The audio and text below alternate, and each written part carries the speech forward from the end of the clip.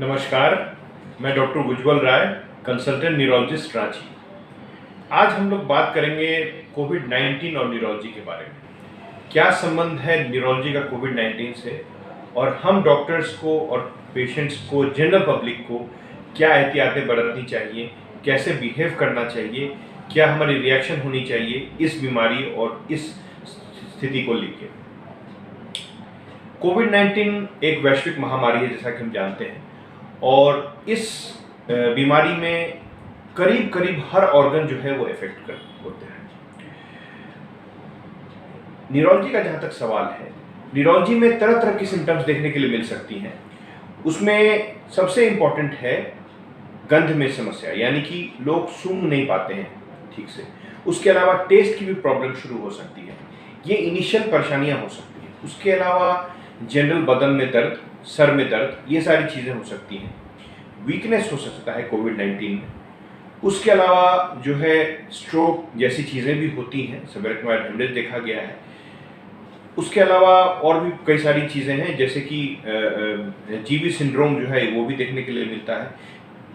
Venus sinus thrombosis वो भी देखने के लिए मिलता है। उसके अलावा मस्कुलर वीकनेस हमने बता ही दिया, जो है मस्कुलर वीकनेस मिल सकती है। और भी कई सारी चीज़ें, नई नई चीज़ें निकल के आ रही हैं। तो कुल मिला के ये है कि कोविड-19 जो है वो वैश्विक महामारी है। उसकी जरा सा भी कोई भी सिम्टम अगर आपको लगती है कि कुछ भी हो रहा है, तो इससे झिझक नहीं होनी चाहिए। आप तुरंत से तुरंत जो है नज़दीकी चिकित्सक से मिलें और ये समझने की कोशिश करें कि ये क्या बीमारी है। या तो टेलीफोनिक स्तर पे भी आप कर सकते हैं, जिसको हम लोग वीडियो कॉन्फ्रेंसिंग कहते हैं, और अगर रूबरू हो सकते हैं तो वो ज़्यादा अच्छी चीज़ होती है। लेकिन डरने की कोई आवश्यकता नहीं है।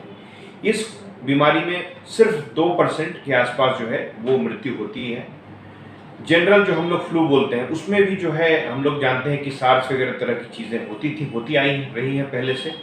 और फ्लू में भी जैसे कुछ लोग जो है, जैसे सार्स वगैरह जिसको हो जाता है, या फिर जिसको हम लोग बोलते हैं ARDS, उसमें भी होता है, एटिपिकल निमोनिया में, उसमें भी डेथ होती थी।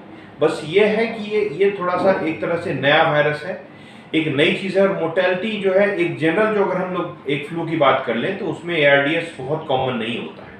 तो इसमें अगर होता है तो इसमें मृत्यु सिर्फ 2% में होती है। तो बहुत ज़्यादा डरने की आवश्यकता नहीं है। लेकिन हाँ, ये चीज़ है कि अगर हम लोग उसको जल्दी से पकड़ते हैं, समझते हैं, तो उस हिसाब से उसकी चिकित्सा और उस हिसाब से उसकी प्रिकॉशंस हम लोग ले सकते हैं। अब आ जाते हैं इम्पोर्टेंट इस बात पे कि कैसे ये ऐसा हो कि हमें बीमारी ही ना हो।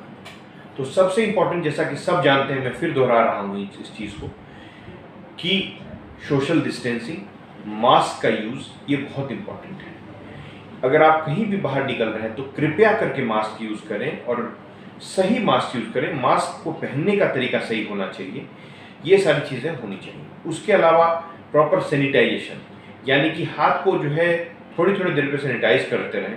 जब भी आप कोई सरफेस को टच करते हैं, आपको लगता है कि वो कॉमन सरफेस हो सकता है, तो हाथ को तुरंत से सैनिटाइज करें। और जो भी चीज़ें अपनी, जैसे मोबाइल, घड़ी, फोमाइट की जब हम बात करते हैं, उन सब चीज़ों की सैनिटाइजेशन बहुत ज़रूरी है। स्पेशली उनके लिए जहाँ जिनके घर में जो है थोड़े एजेड लोग हैं, बच्चे हैं, उनको और ज़्यादा ध्यान देने की आवश्यकता है।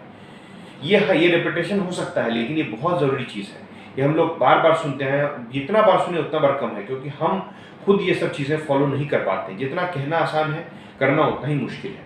लेकिन हम लोग कोशिश करें कि ये फॉलो हो, क्योंकि क्या है कि एक बार अगर कोविड-19 खोज हो जाए, अगर आपको हो जाता है, तो ना तो जो बीमारी है, बीमारी से एसोसिएटेड जो प्रॉब्लम है वो तो है ही, उसके अलावा एक स्टिग्मा भी सोसाइटी में है। तो स्टिग्मा से हम लोग इसको, स्टिग्मा को हटाएं। सबसे पहली मेरा ये अपील है सब लोगों को, स्टिग्मा को हटाएं। ये बीमारी में जब तक हर्ड इम्यूनिटी नहीं होगी, मेरा ये मानना है कि तब तक ये पूरी बीमारी जो है, इससे हम लोग सेफ नहीं रहेंगे। कोई भी आदमी सेफ नहीं है। तो स्टिग्मा की 1% भी कोई बात नहीं है। कोविड-19 किसी को भी हो सकता है। डॉक्टर्स, आप जानते हैं कि डॉक्टर्स को सबसे ज़्यादा इफेक्ट किया है इस बीमारी ने। बहुत डॉक्टर्स इसके वजह से सकम भी कर गए। लेकिन सबसे बड़ी बात है, स्टिग्मा इसको नहीं बनाए। क्योंकि अगर कोविड-19, अगर आप उसको आज स्टिग्मा बनाएंगे, भगवान न करे, हो सकता है कल आपको भी बीमारी हो सकती है। तो स्टिग्मा इसको बिल्कुल ना बनाएं। सब मिल के, हम लोग सबको मिल के इस बीमारी से लड़ना है।